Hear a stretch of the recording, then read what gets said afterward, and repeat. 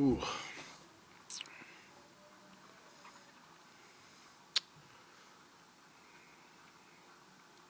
I mean, that was a tough one. Congratulations, Pitt.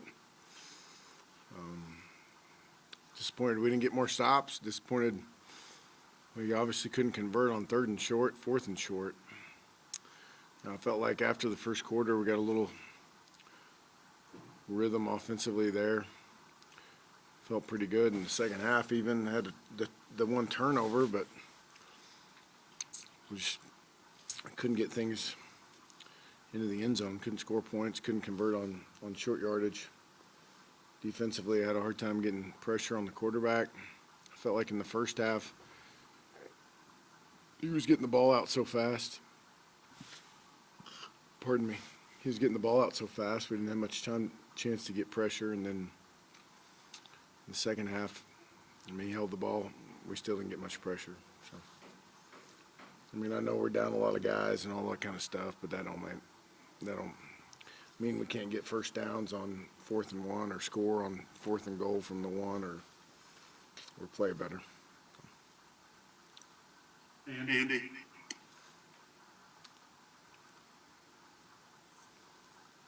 Yeah, Justin, what do you say to this team after this loss and a tough stretch here for these 4 games? Is you have the off week and then you come back for 2 games to finish it up? How do you kind of keep up morale there? Well, our guys have been great. I mean, I don't know that anybody understands how hard all of this is. Like, I mean, this has been, I'm not talking about the last 3 weeks. I'm just talking about all of this from July, to back in the spring. So, I mean, the guys are incredibly resilient, and, they'd like to play better and get better results. I mean, we've had 2 weeks in a row where we had just, we played pretty well and just gut-wrenching losses. And this week, we got our butts kicked. So they care about each other. They care about Virginia Tech, and they want to do better. So we'll take some time we'll practice some of the guys that haven't gotten much. Like the older guys that have played a bunch of reps, they need rest. They need a break. I mean, they've been going at it since July. I mean, we haven't had an off week. We haven't had anything. And I know our first game was postponed, but that certainly wasn't a bye week.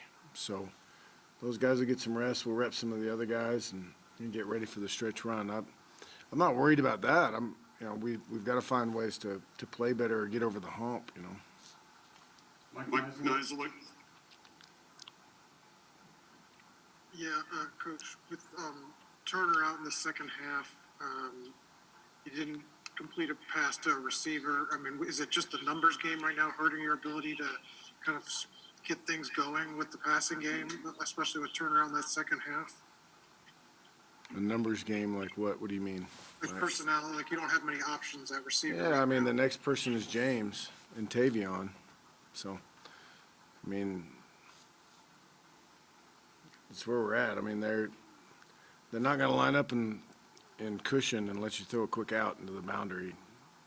They're going to line up and press and try and strangle you at the line of scrimmage. So you better have guys that can go get it. So, we're still trying to bring those other guys along. We lost Caleb too.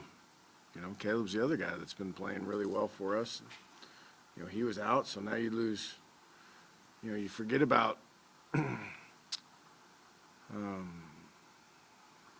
You're down Trey, you're down Caleb. You lost a guy or two during fall camp. Daryl Simmons has been sick. Elijah Bowick's been out. I mean, it's just a bunch of those young guys. There's a big hole there from the young guys that have been developing that are just out. That, when I say they're out, they're not even with us. So, there's not a lot of guys. We didn't travel that many guys to begin with. David Teal. Justin, you mentioned that Pitt wouldn't play cushion. You guys obviously did because you were down at corner. Was that essentially the reason? Yeah, I mean, Armani's out there playing beat up. We're down to 2.5 scholarship corners, and you know, we're just pretty thin. So you got to try and find ways to protect those guys or mix up your opportunities for them to be left alone or left in exposure positions. And they play their tails off. Like, I don't want this to be interpreted as us or me saying anything about them and the way they played. It's just we just continue to mix those looks in because we just don't have very many people left. Norm. Justin, you kind of touched on it. You have not had an awful lot of success running the ball on third and fourth downs, and I know some of the thought process there is to try to make it a two-down situation where you can get short yardage on fourth down. Tonight, you couldn't convert it all on fourth down. Do you guys need to have sort of a fundamental difference or a different approach to how you go about things on third and fourth down?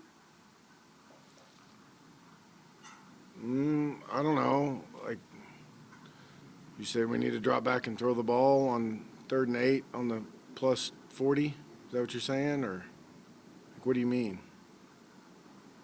Well, I mean, you guys are 3 of 11 on third downs, and you fail on every fourth down conversion, and a lot of them are running plays with end and running right up the middle or quarterback powers that are unsuccessful. Yeah, on 4th and 1, that's a play we've been running for 4 years. It's been pretty good for us. So, I mean, it worked pretty good every time we run it through the history of time for us. So, it didn't tonight. We got stuffed. So, yeah, I mean, I guess it'd be easy to sit there and say you should have called something else.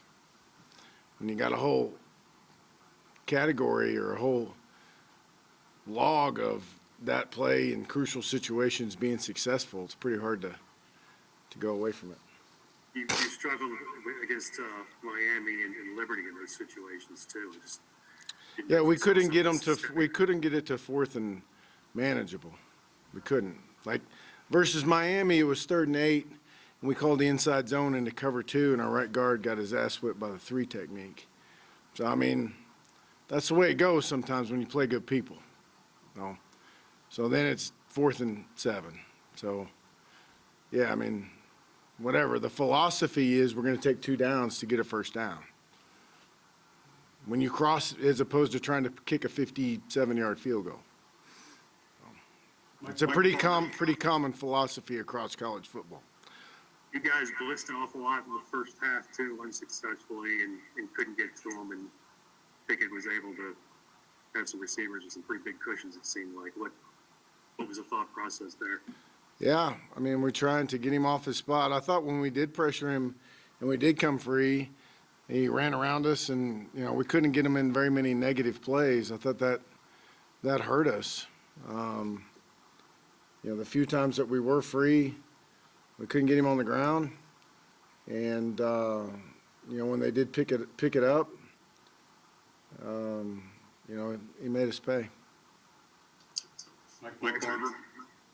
Yeah, Justin, I know you've said before that you think sometimes the play calling question is overrated, but going into the open date, would you consider a situation where you take over the play calling? No, that's the most ludicrous crap I've ever heard.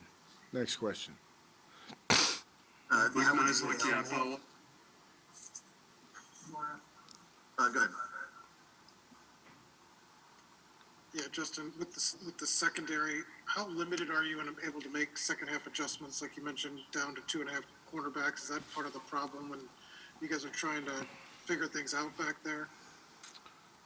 Well, I mean, I don't know if you all know this, but we do give them a bunch of looks in the back end. Like there are a bunch of different looks for the quarterback. But eventually, you got to be able to cover and tackle.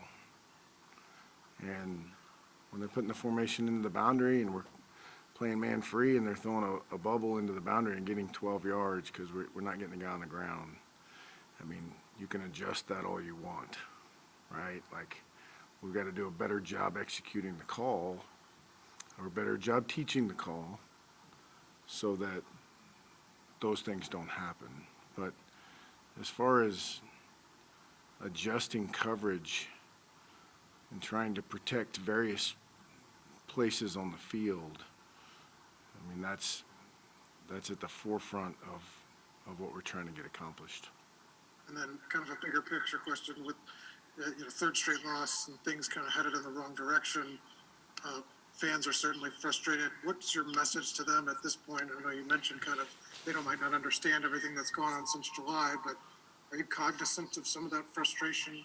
No, I mean, I'm sure people are upset, but, I mean, guys, we're playing football in the middle of the pandemic and, like, the most extraordinary of circumstances we've ever seen. So, I couldn't be more proud of our guys and how they've hung in there through the entire thing. Yeah, do we expect to play and win and all? And yes, absolutely. But, I mean, the notion that it's,